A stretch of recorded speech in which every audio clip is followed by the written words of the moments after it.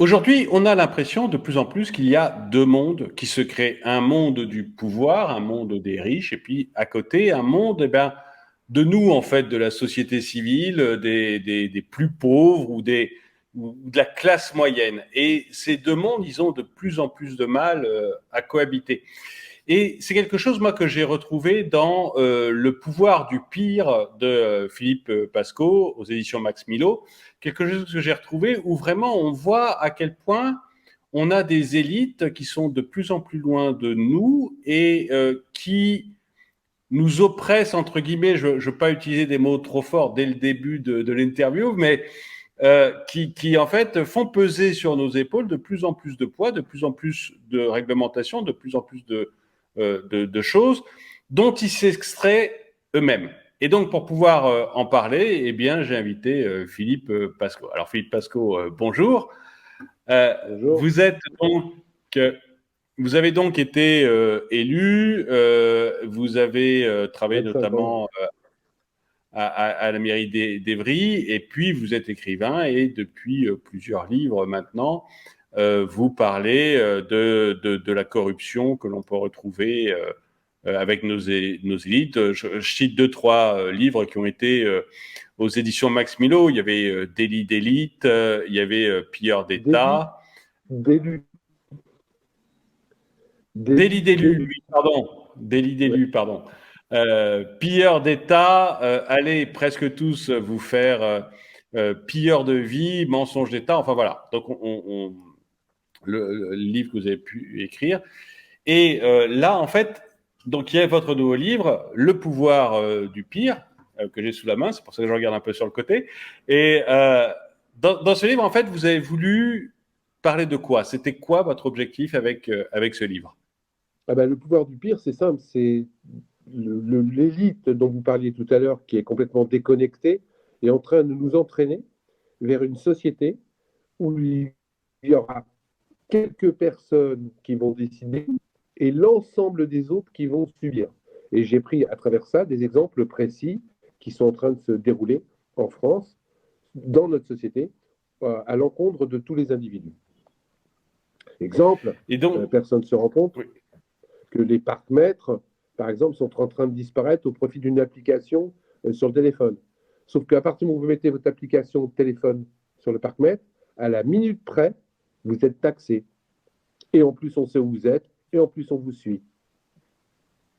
Oui, là, il y a une volonté, oui, j'ai vu récemment que le fisc était également en train de traquer les abris de jardin et les vérandas avec l'intelligence artificielle. Ah, mais Enfin, on est oui, vraiment mais dans une pire que volonté. ça, Google a vendu toutes les images satellites qu'elle avait faites pour que le fisc puisse voir si vous avez construit un peu plus sur votre terrain, si vous avez une piscine, etc., etc. Donc on est en train de mettre en place une surveillance généralisée pour mieux nous taxer et mieux nous asservir. Alors, Tout ça au profit de ça, c'est quelques-uns. au profit de quelques-uns. Alors, il y a une volonté de nous asservir. Alors là, on est en train de passer toute la première partie de votre livre qui est plus sur des mensonges du type le chômage, etc. Mais euh, Oui, euh, ça en fait partie. Parce qu'en plus, on essaye de c'est-à-dire, nous vendre du bonheur. C'est-à-dire qu'en plus, on essaye de nous dire que tout va bien. Dans mon livre, je démontre par exemple que les mensonges maintenant deviennent la règle. La vérité devient l'exception. Quand on vous annonce qu'il y a moins de chômage, c'est un mensonge éhonté. Et quand on vous dit, c'est le grand chiffre, c'est 7,2 de chômage, il n'y a pas eu ça depuis 40 ans. C'est un mensonge éhonté. Il y a déjà eu, et sur la date, et sur le nombre. Par exemple, il faut que vous sachiez que les chômeurs, on en a radié 500 000 en un an en 2023. C'est très facile après de dire qu'il y a moins de chômeurs. C'est sûr, ils ne sont plus inscrits. S'ils ne sont pas inscrits, ils ne sont pas comptés. Si ça n'a pas compté, c'est que ça va mieux.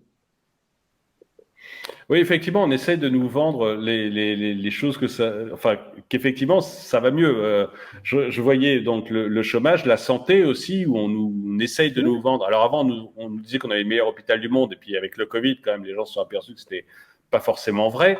Mais aujourd'hui, on nous dit qu'effectivement, ça va mieux, il y a moins de gens aux urgences, que c'est quand même ah plus. bah, c'est sûr. on a trouvé la super idée de nous faire payer 20 euros quand on allait aux urgences et quand on n'était pas hospitalisé. Donc c'est sûr qu'il y a moins de gens qui y vont, mais ça aussi c'est un leurre. Je veux dire, au lieu de renforcer les services, au lieu de mettre des médecins en plus, le seul truc qu'on trouve pour désengorger les urgences, qu'ils le sont, pas parce qu'ils le veulent, parce que vous ne trouvez plus de médecins, parce que vous téléphonez sur Doctolib, vous allez sur Doctolib et vous ne trouvez pas un rendez-vous avant 3 mois, à un moment donné, quand vous avez votre gosse qui a 42 fièvres, ben vous allez aux urgences, parce que vous n'avez pas d'autres endroits. Et la meilleure façon de désengorger, ils ont dit, ben maintenant on va vous taxer. Mais les gens qui sont vraiment malades et qui ne vont pas aux urgences par plaisir, on va aux urgences parce que vraiment, on ne sait pas où aller. De toute manière, ils vont y venir après. Mais ça sera encore plus grave. C'est-à-dire que le type qui a 42 fièvres et qui n'ira pas aux urgences, ben quand il aura fait une péritonite, on sera obligé de le prendre. Le type qui a une phlébite et qui ne va pas aux urgences, parce que 20 euros, parce que, etc., et que lui, il est à 5 euros près le 10 du mois. De toute manière, dans 15 jours, c'est plus aux urgences qu'il ira, c'est à l'hôpital direct. Donc, c'est des leurres. Et ces gens-là s'en foutent parce que tout ils ne savent pas, eux. Comme vous disiez, ils sont complètement déconnectés. Quand un de nos gouvernants est malade, lui, il va directement à l'hôpital américain et on lui ouvre les portes en grand. Il n'est pas obligé d'attendre 5 heures, 2 jours, 3 jours, comme le monsieur qui est mort aux urgences il n'y a pas longtemps. Eux, c'est direct. Le médecin les reçoit tout le temps. Donc, ils ne peuvent pas comprendre. Ils ne savent plus ce que c'est que le peuple. Ces gens-là, aujourd'hui, et je l'ai mis dans le livre, il y a 21 millionnaires sur 40 ministres. 21 millionnaires. Comment vous voulez que ces gens comprennent le peuple? Comment vous voulez qu'ils savent ce que c'est que de faire 3 heures de transport par jour pour aller travailler? En plus, quand vous rentrez, d'aller faire les courses, de donner à manger aux enfants et de se coucher à 23 heures pour repartir à 6 heures du matin. Comment ils peuvent savoir les embouteillages que vous êtes coincés dans le RER D? Ces gens-là ne connaissent pas ça. Et aujourd'hui, en France, malgré le fait qu'on commence à nous dire que tout va bien, il y a des gens qui travaillent et qui dorment encore dans leur voiture. Oui, mais alors, le côté... effectivement, on nous raconte que tout va bien. Bon, récemment, par exemple, on nous disait que la justice était de moins en moins engorgée et que elle reprenait un peu d'air. Oui, c'est ce qu'on voit dans votre livre, oui.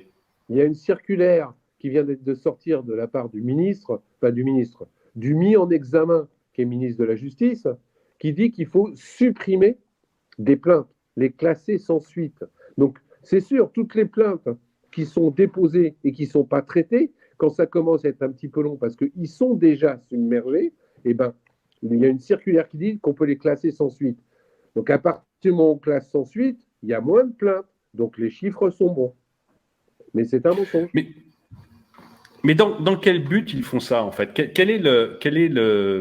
Vous donnez plein d'autres exemples. Vous parlez de l'éducation, vous parlez des parcs-mètres, vous parlez de plein de choses, ou même d'une certaine privatisation de la police. Enfin, la police qui devient une sorte de milice privée, ça, on pourra le développer. Mais pourquoi ils font ça, en fait? Parce que le pouvoir est bon. Parce qu'ils veulent garder le pouvoir et qu'ils veulent faire une société ultra-libéraliste basée sur le profit personnel. Or, par définition, le profit, c'est pour quelques-uns. Le partage, c'est pour tous. Quand vous voyez qu'aujourd'hui, on vous annonce qu'il y a 10 milliards de déficit sur la retraite en 2030-2050. C'est un chiffre que vous connaissez. Et que vous voyez qu'un type comme Arnaud a augmenté sa fortune de 38 milliards en 6 mois. 38 milliards en 6 mois. Bah, vous ne vous posez plus de questions sur le partage. Eux, tout du moins, ne s'en posent pas. Aujourd'hui, malheureusement, ils veulent une société où on consomme et on n'a rien à dire. Où on vote sans savoir pour qui on vote. Ça les intéresse. Mais en même temps... Oui, et en même temps, on voit bien que, justement, puisque vous parlez des retraites, vous l'avez aussi écrit dans le livre, il y a grosso modo ce qui nous impose à nous, et eux s'en défont facilement. Ils ne sont pas concernés, en fait, par les régimes de retraite. Oui. Ce qui est valable pour le bas peuple n'est pas valable pour les gens de la haute société. Quand vous voyez qu'aujourd'hui, M. Larcher, le président du Sénat, refuse, alors que le Sénat a voté pour l'allongement de la retraite, on est bien d'accord. Monsieur Larcher lui-même, qui a une retraite expansive, refuse de donner le montant de sa propre retraite. et refuse de dire comment sa retraite est calculée. C'est bizarre. C'est valable pour moi, mais ce n'est pas valable pour lui. Pourtant, c'est lui qui dirige. C'est lui qui exige que je bosse encore plus qu'avant pour toucher une retraite encore moins importante qu'aujourd'hui. Et lui, comme les autres, refuse de dévoiler le montant de sa propre retraite. Il n'y a pas un malaise? Moi, j'ai l'impression qu'il y a un malaise. Quand vous voyez qu'aujourd'hui, les gens qui ne sont pas d'accord, on leur interdit même de faire du bruit avec des casseroles. Est-ce que c'est ça la démocratie d'un pays comme la France? Moi, j'ai dit qu'on n'est plus en démocratie, je l'ai mis dans mon livre et je l'ai mis dans les livres d'avant. Maintenant, on est en démocrature, ce qui est tout à fait différent. Aujourd'hui, vous pouvez être mis en examen sans motif. Sans motif. Aujourd'hui, vous n'avez plus le droit de manifester. Aujourd'hui, la liberté d'expression est en train d'être réduite.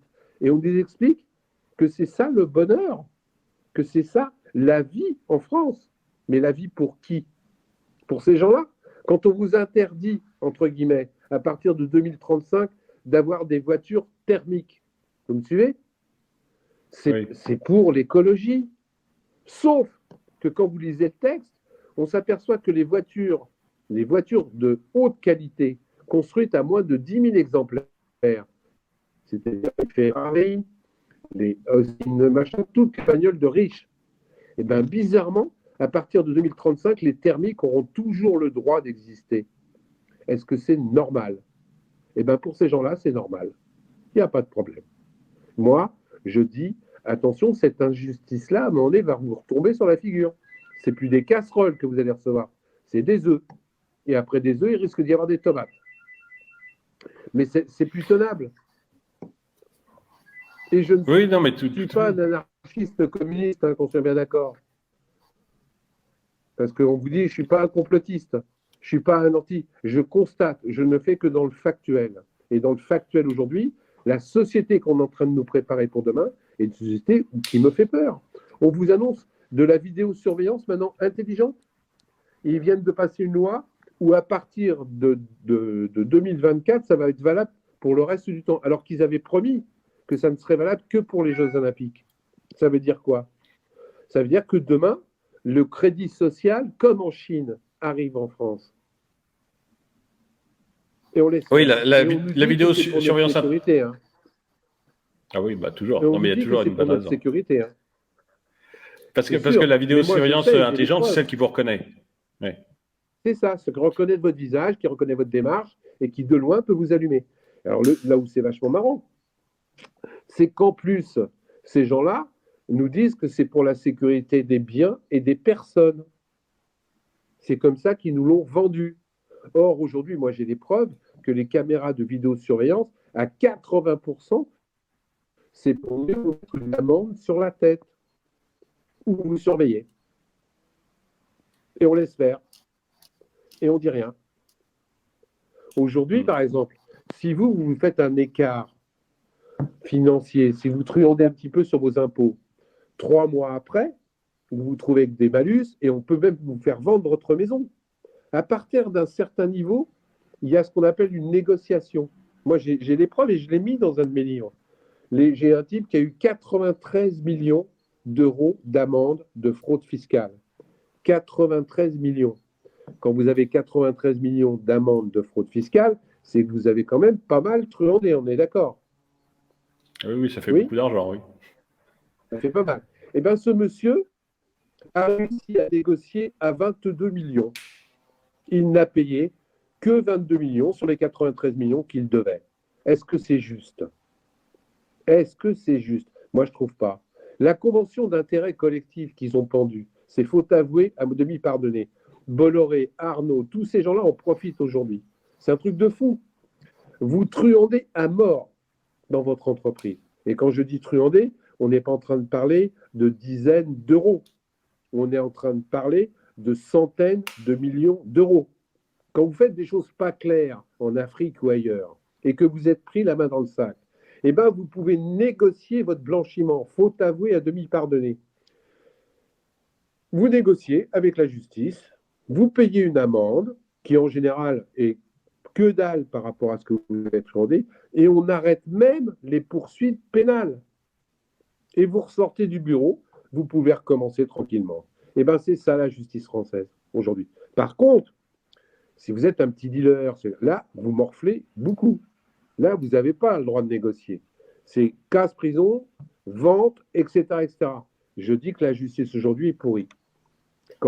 La circulaire qui fait classer les plaintes en attente, mais moi, je suis fou de rage.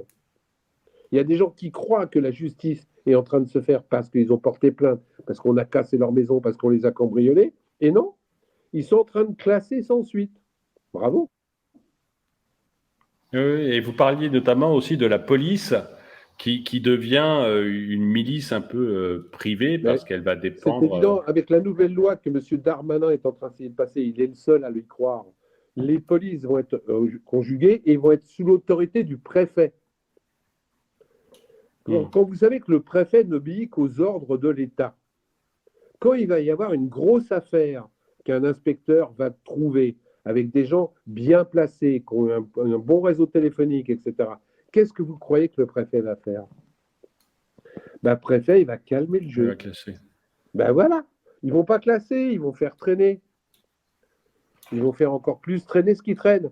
Par contre, ils vont faire plaisir aux médias, etc., en luttant contre les petites incivilités, celles qu'on voit, celles qui, quelque part, dérangent la masse des individus. Mais les grosses sommes d'argent détournées qui sont pires, et bien là, comme par hasard, comme c'est le préfet qui va décider, je peux vous assurer qu'il y en a un paquet qui vont être classés. Et bien c'est la nouvelle loi qu'ils ont instaurée. La police elle-même dit que c'est une honte. C'est pas moi qui le dis, hein. C'est la police elle-même. Moi, j'ai des policiers qui n'ont pas arrêté de me contacter en me disant que c'était une honte, cette nouvelle loi. Que quelque part, les grosses affaires vont être complètement étouffées. Et ils font ça partout. Sur l'environnement, c'est pareil. Les recours qu'on pouvait avoir contre des dossiers d'entreprises polluantes, gravement polluantes, et bien aujourd'hui, vous ne pouvez même plus les déposer en justice. C'est les gens qui lancent les alertes qui sont attaqués. Il y a une nana qui est, qui est en Bretagne, qui s'est retrouvée avec 50 ou 60 procès parce qu'elle dénonçait un certain nombre de malfaçons des entreprises sur place. C'est elle qui a été condamnée. C'est ça la justice en France aujourd'hui. Il faut se battre, sinon on est très mal. Mais il y avait quand même à la fin de votre livre un côté, un dernier chapitre positif, c'est-à-dire que vous croyez quand même que voilà, qu'à la fin on va s'en sortir. Vous êtes malgré tout. Si je pense pas ça, je me tire une balle dans la tête tout de suite. L'avantage qu'on a, et ce dont les gens ne se rendent pas compte, c'est que nous sommes le nombre. C'est nous la masse. C'est nous la force. Si on arrête d'être cons, excusez-moi du terme, en votant pour des mecs pourris, eh ben on va gagner. Si moi, ce qui me rend fou, je vais vous donner, c'est un exemple que je sors souvent. Tout le monde sait que l'huile de palme, c'est de la daube. Tout le monde sait que l'huile de palme, c'est pas bon. Point. Bon, comment ça se fait que Nutella vient d'augmenter ses profits de 10%? Qui est con? Pourtant, la force, c'est nous. Si on arrêtait d'acheter des pots de Nutella, ils arrêteraient l'huile de palme. Parce que les riches comme ça, c'est pas des mecs pragmatiques. Tout le monde gueule, je descends dans la rue, je fais toutes les manifs. J'entends souvent des gilets jaunes de bas étage me dire la télé c'est de la merde, faut pas la regarder, etc. Mais non, la télé c'est un espace de liberté. La télé, tu appuies sur le bouton que tu veux. La télé, tu regardes la chaîne que tu veux. Et plus tu regardes de la daube, comme certaines émissions qu'on a aujourd'hui, plus ils t'en servent. Parce qu'ils voient que tu aimes ça. Si on arrêtait de regarder ces émissions de daube, eh ben, les mecs, ils sont pas fous, hein. Ils nous proposeraient autre chose. Donc nous faisons notre propre malheur, souvent, en laissant faire, en consommant là où il ne faut pas consommer. Et je ne suis pas non plus Robespierre. Je ne dis pas qu'il faut vivre avec un vélo et s'éclairer à la bougie. Je dis simplement qu'il faudrait qu'on ait un peu plus de discernement. Je dis simplement qu'aujourd'hui, la vérité pour le peuple, ce n'est pas une vérité qu'il a vérifiée. C'est une vérité qui a 60 000 likes. Dès que tu as 60 000 likes, les gens considèrent que c'est la vérité. Ils ne vérifient même pas l'information. Ils ne vérifient pas le contenu du texte. Il y a 60 000 likes, donc c'est la vérité. Et ils partagent. Ils partagent une connerie, sans l'avoir vérifiée. Nous sommes coupables aussi de notre propre malheur. Bah, là, il n'y a pas que le peuple, hein. C'est-à-dire que les médias eux-mêmes, Oui, en après c'est général, un se tout. contentent de regarder les dépêches AFP, quoi. Il n'y a pas de... Après c'est un tout. C'est aussi les médias. Mais moi, je ne me contente pas de lire un seul média, je ne me contente pas de lire Le Parisien. Je vais chercher l'information. Nous sommes encore dans un pays où on peut chercher l'information. Mais les gens ne vont plus la chercher parce qu'ils sont pris dans une spirale du quotidien à outrance. Et j'en veux pas aux journaux. Parce que les journaux aujourd'hui sont faits d'une certaine façon. Si vous ne publiez pas la mauvaise information, c'est le journal d'à côté qui va la publier. Et comme nous sommes dans une compétition, il faut être le premier à publier le scoop. Donc les journalistes eux-mêmes, des fois, n'ont pas le temps de vérifier leur information. Vous rajoutez à ça le fait qu'il y a des mecs importants qui ne devraient pas diriger les journaux, qui les dirigent. Il est évident que sur Canal+, par exemple, on n'entend jamais du mal de M. Bolloré. Jamais. Parce que c'est le patron, c'est lui qui paye. Dans le Figaro, on n'entendait jamais du mal de M. Dassault. C'est normal, c'est M. Dassault qui paye. Et dans les entreprises de ces grands financiers, il est évident qu'on ne touche pas à leurs affaires. C'est pas normal. Combien reste-t-il de journaux indépendants, totalement indépendants en France aujourd'hui? Je ne les compte même pas sur une demi-main. Et quand votre salaire, c'est une grande entreprise qui la paye, eh ben, vous la fermez. Vous évitez d'en parler, même s'il a mis les doigts dans la confiture. Et les élus participent à ça. Les élus se fréquentent et fréquentent ces gens-là. Quand vous savez qu'une campagne présidentielle, il faut le savoir, ça coûte entre 20 et 50 millions d'euros. Entre 20 et 50 millions d'euros. Et qu'on ne me dise pas que ce n'est pas vrai, il y a un type qui s'appelle Sarkozy qui s'est fait gauler. Donc une campagne électorale présidentielle au deuxième tour, hein, ça coûte jusqu'à 50 millions d'euros. Vous les avez, vous? Moi, pas. Personne ne les a, oui, c'est clair. Ouais. Ben donc, si on vous prête 50 millions d'euros, à un moment donné, il faut les rendre. Parce que les mecs, ils ne vous prêtent pas de l'argent gratuit. Ils ne vous prêtent pas de l'argent gratuitement. Et si c'est une entreprise, c'est pour que mon entreprise fasse encore plus de bénéfices. Et bizarrement, il y a des trucs qui tombent comme ça, on ne sait pas d'où ça vient. On dit, bah tiens, c'est bizarre ça. Je le mets dans le dernier livre d'ailleurs. Il y a des lois qui sont sorties 3 mois après que M. Macron soit élu en mai 2017. Il était impossible que ce soit les fonctionnaires qui les rédigeaient. C'était impossible. Parce qu'en plus, entre les deux, il y a eu juillet-août, il y a eu les vacances. Donc mai, juin, juillet, août, et les lois sortent en septembre. Et c'est bizarre, c'est des lois pour casser le code du travail. Le patronat s'est serré les mains et s'est léché les babines. Moi, je reste persuadé que ces lois-là étaient préparées avant l'élection. Oui, c'est possible. Ah bah, oui, qu'il arrive avec les lois prêtes, ça semble assez... Ah ben c'est d'une évidence absolue. Ils n'avaient pas le temps de le faire. Et ces lois-là cassent le code du travail. C'est tellement plus facile. Et vers quelle société on est en train de nous diriger? Vers une société où il n'y a plus de code du travail, donc on pourra payer les gens ce qu'on veut, comme ils veulent. Les gens seront obligés, avec pas de retraite. Et qu'est-ce qui se passe dans des pays où il n'y a pas de retraite? Vous voulez que je vous le dise? Ben, les gens prennent tous un deuxième ou un troisième petit boulot. Ce qui fait qu'en Angleterre, il y a des gens qui font le pompiste à 100 ans parce que leur retraite ne suffit pas. Quand on casse l'hôpital public, qu'est-ce qui se passe? Ben, les cliniques privées, elles fleurissent. Quand on casse l'éducation nationale, comme ils sont en train de le faire, qu'est-ce qui se passe? Aujourd'hui, on l'a déjà, il y a une augmentation de 20% des élèves qui partent vers le privé. Mais tout ça, il faut payer. Et ça, c'est une société qui les intéresse. Ce n'est pas une société de partage. Quand vous voyez les autoroutes, c'est un truc de fou. Aujourd'hui, et je le mets aussi dans mes livres, le gouvernement a vendu des nationales aux régions. C'est-à-dire que l'entretien des régions, maintenant, est dévolu, pas toutes les nationales, l'entretien de certaines nationales est dévolu aux régions. Vous savez ce que ça veut dire? Ça veut dire que les régions qui n'auront pas le temps ni les moyens d'entretenir des routes nationales vont les déléguer à des entreprises privées. Et qu'est-ce que vont faire les entreprises privées?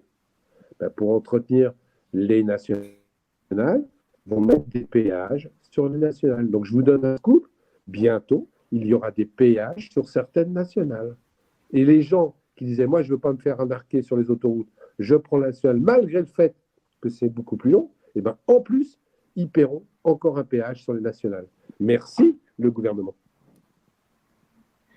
Et vous pensez qu'il y a alors qu'il y a et de vous l'argent. pensez vous pensez qu'il y a de la corruption derrière ça, ou que les c'est d'une évidence, cher monsieur. Celui qui dit qu'il n'y a pas de corruption derrière ça, mais qui me le prouve, entre guillemets. Mais c'est évident. Comment, de bon sens, on peut décider ce genre de choses? Vous croyez que ça se passe comment? Ça se passe dans des dîners, ça se passe dans des discussions, et comme c'est des gens qui, de toute manière, vivent entre eux. Il y a des gens qui sont persuadés que c'est pour le bien. Comment ça se fait que, par exemple, le rapport sur les autoroutes, qui a été signé par M. Macron, ministre de l'économie, vous me suivez, qui fait que les autoroutes, on a re-signé pour 25 ans. On n'arrive pas à l'avoir, ce rapport. On n'arrive pas. Tout est fait pour qu'on ne l'ait pas, pour qu'on ne puisse pas lire. Comment ça se fait que sur les vaccins, et je ne suis pas un anti-vax, et je ne suis pas un complotiste, comment ça se fait qu'on n'arrive pas à avoir le contrat? Si c'est pour le bien de tout le monde, le contrat devrait être clair. Et bien, comment ça se fait qu'une députée européenne comme Mme Rivasi, qui est encore une députée européenne indépendante, quand elle a réussi à avoir le contrat qui a été passé entre la pharmacie et l'Europe, tout est caviardé à l'intérieur. C'est normal, ça? Ben, moi, je dis non. Hein. Parce que nous, petits, on ne peut rien cacher. Hein. Nous, quand on nous demande notre déclaration d'impôt, on est obligé de tout mettre. Pourquoi ces gens-là peuvent cacher? Si tu caches et qu'il y a quelque chose qui n'est pas clean, hein, eh ben, c'est ce qui se passe. Et ils le font officiellement en plus, avec le sacré truc, secret des affaires. Aujourd'hui, il vient même de passer une loi où les investigations sont quasiment interdites sur certains secteurs. Donc les gens peuvent truander, on ne pourra même plus le savoir officiellement. C'est un truc de fou. Avant, je vous donne l'exemple, hein, c'est un exemple bien précis. Avant, quand on fouillait une société, on arrivait à savoir le nom des gens. Donc, on pouvait remonter la société, les gens, etc. etc. Et bien, ils viennent de passer une loi où on n'a plus le droit de savoir certains noms dans certaines sociétés. Pour investiguer derrière pour les journalistes, c'est génial. Hein. Et bizarrement, toi, tu ne peux pas le faire. Bizarrement, toi, tu as juste besoin de fermer ta tête. Et si ta voiture n'est pas neuve et n'est pas changée tous les 5 ans, tu ne pourras pas rouler pour aller travailler. Ils sont en train de supprimer à partir de 2025. Hein. Après les JO. 2024, après les JO, parce qu'il ne faut pas perturber les JO, tu vois. Et quand tu sais que sur le critère 3, la Courneuve, un habitant sur 2 a une voiture en critère 3, si jamais ils arrêtent ça en 2024, les JO sont morts. Donc ces gens-là mettent ça en 2025. On empêchera les pauvres de rouler avec leur vieille guimbarde qu'ils ne peuvent pas changer après les Jeux Olympiques, pour que l'image de la France soit belle. C'est-à-dire que ce que je dis souvent, la France va mieux.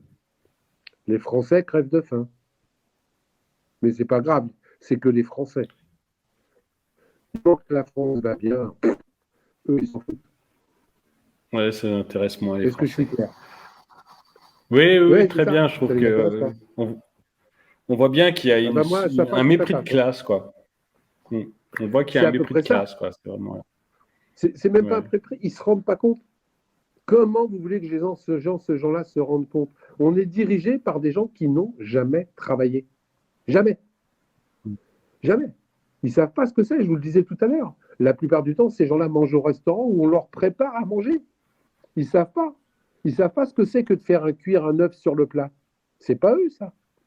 C'est des gens qui naissent avec pas une cuillère dans la bouche, en or dans la bouche, mais quasiment. Je veux dire, moi, j'ai travaillé avec M. Valls. Je suis la seule personne qui me soit battue physiquement 2 fois avec lui, hein, qu'on soit bien clair. Ah oui. Maintenant, quand je le rencontre, je l'appelle Dark Vador. Valls, à 20 ans, il était déjà dans la politique. Déjà. Donc la plupart des gens, ils commencent comme parlementaires pour les élus, ils commencent par assistant et petite main d'un député, sous-directeur de cabinet. Mais ces gens-là ne bossent pas. Ils sont toujours servis à table. Donc comment vous voulez qu'ils sachent comment le peuple respire? Et ils ont l'impression de faire le bien. Hein. Ils ont l'impression, derrière leur calculette et derrière leur tableau Excel, que c'est le mieux pour tout le monde. Oui, ils ont quand même, ils ont au moins ça, ils ont au moins l'impression qu'ils font le bien. C'est déjà pas mal. Ils le font pas pour en certains. s'en fichant. Il y en a d'autres qui savent pertinemment qu'ils se mettent beaucoup d'argent dans la poche, au détriment des autres. C'est un jeu savant entre gens de bonne compagnie. Nous, on n'est pas de bonne compagnie. Je vais vous dire un truc. Je fréquentais une époque, parce que j'ai 25 ans d'élu derrière moi, j'allais dans certains dîners où les gens me disaient « Mais comment tu fais, Philippe, pour habiter en banlieue ?» Sortis derrière le périphérique, pour eux, c'était la jungle. C'est la jungle. Mais comment, en banlieue, dans le 91, dans le 93? Mais mon Dieu, jamais je n'irai là-bas. Quand ils y vont en nature blindée. On en est là aujourd'hui. Quand vous voyez les déplacements de M. Macron, autant de voitures derrière un président de la République. C'est un truc de fou. C'est un convoi de trains à chaque fois qu'il se déplace. Ce mec-là n'a jamais eu autant de services de sécurité que de tous les présidents depuis 1958. C'est un mec qui fait bien les choses quand tu as besoin de te protéger comme ça. C'est pas qu'il y a un problème? Moi, je pense qu'il y a un gros problème. Mais ils s'en rendent même pas compte. C'est normal. Parce qu'en plus, ces gens-là sont entourés de ce qu'on appelle de courtisans. Et les courtisans ont tout intérêt à te dire ce que tu veux entendre. Parce que c'est toi qui me nourris. C'est toi qui me file à bouffer. C'est toi qui me permet d'aller au restaurant tous les jours. Donc, je te dis ce qui te plaît. Je ne te donne même pas des fois les bonnes informations. Je suis quasiment sûr que très très haut, les gens n'ont pas les bonnes infos. Moi, je l'ai vécu. Hein. J'ai été élu, j'étais président de la formation professionnelle et de l'apprentissage sur l'Île-de-France pendant 6 ans. Des fois, on me donnait des dossiers uniquement pour que je vote ces dossiers-là. C'est-à-dire qu'on me donnait 2 dossiers à voter, un bon et un très mauvais. Il est évident qu'avec un petit peu de bon sens, je votais pour le bon. Mais je me suis aperçu qu'il y avait 9 dossiers qu'on ne m'avait pas présentés. Parce que l'administration et certaines personnes dans l'administration manipulées par des lobbies faisaient qu'on ne voulait me présenter que ce dossier-là. Est-ce que je suis clair dans ce que je veux dire? Donc, ce n'est pas si simple que ça. Oui. On participe aussi à la magouille. Oui, en fait, le décideur n'a pas forcément les éléments. Il a derrière lui une administration qui choisit à sa place. Et s'il ne descend pas les chercher, souvent, on ne lui donne pas. Je vais vous donner un autre exemple. Quand j'étais maire adjoint à la mairie d'Évry, quand le maire est en vacances, vous le remplacez. Et Valls, malheureusement pour lui, m'a dit 2 fois de le remplacer en tant que maire. Et quand tu le remplaçais, tous les jours, j'avais une tonne de parapheurs à signer. Donc je montais dans le bureau du maire et j'avais, je vais te dire une bêtise, 70 parapheurs à signer pour la soirée. Je ne signais pas un seul parapheur sans comprendre ce que j'avais à signer. Et quand je ne comprenais pas, je renvoyais dans les services en disant « Faites-moi une note plus claire. Je veux savoir ce que je signe. » Mais c'est les employés eux-mêmes qui m'ont incendié. Parce qu'un élu ne fait jamais ça. Un élu signe et ne regarde pas ce qu'il signe. Moi, non. Je regardais toujours ce que je signais. Grosse erreur. Je freinais le système.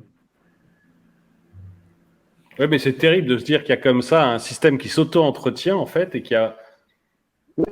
Parce qu'on a l'impression que peu importe pour qui on va voter, en fait, on a un système qui est en roue libre et qui continuera comme ça. Qui a pris... Et on y participe parce qu'on veut aller trop vite. On ne prend pas de recul. Et si on allait un petit peu moins vite, on s'apercevrait que dans les magasins, le produit qui remplace le Nutella, il existe.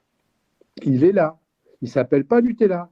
Il y a exactement les mêmes produits, ça a exactement le même goût, sauf que ce n'est pas dans le même pot et que ça coûte peut-être 1 ou 2 centimes plus cher, et ce n'est pas forcément plus cher, mais qu'il n'y a pas d'huile de palme dedans. Et si on faisait ça, on les coince. Parce qu'encore une fois, je le dis toujours, plus vous mangez de la merde, plus ils vous en servent. Plus vous regardez de la merde, plus on vous en donne. Très bien. Eh bien, Philippe Pascot, je vous remercie. Je rappelle votre livre, donc Le pouvoir du pire, qui est aux éditions Max Milo. Je mets un lien dans la description de la vidéo Il y en a un si jamais vous deuxième. voulez aller. Il y en a un Comment? deuxième qui est sorti en même temps, quasiment en même temps, qui s'appelle J'ai un Les autre cons. éditeur là. Oui. Ouais, c'est un autre éditeur qui s'appelle Les cons, ça ose tout. Trois points de suspension, moi aussi. Je vous le conseille, hein, je connais l'auteur. Très bien. Eh ben, dans les deux livres, je mets des liens pour aller les voir chez vos éditeurs dans la description de la vidéo. Et Avec puis, plaisir. merci à tous d'avoir regardé cette vidéo. Mettez-lui un pouce vers le haut, commentez-la, partagez-la. Merci à tous ceux qui soutiennent la chaîne. Et moi, je vous dis à très bientôt.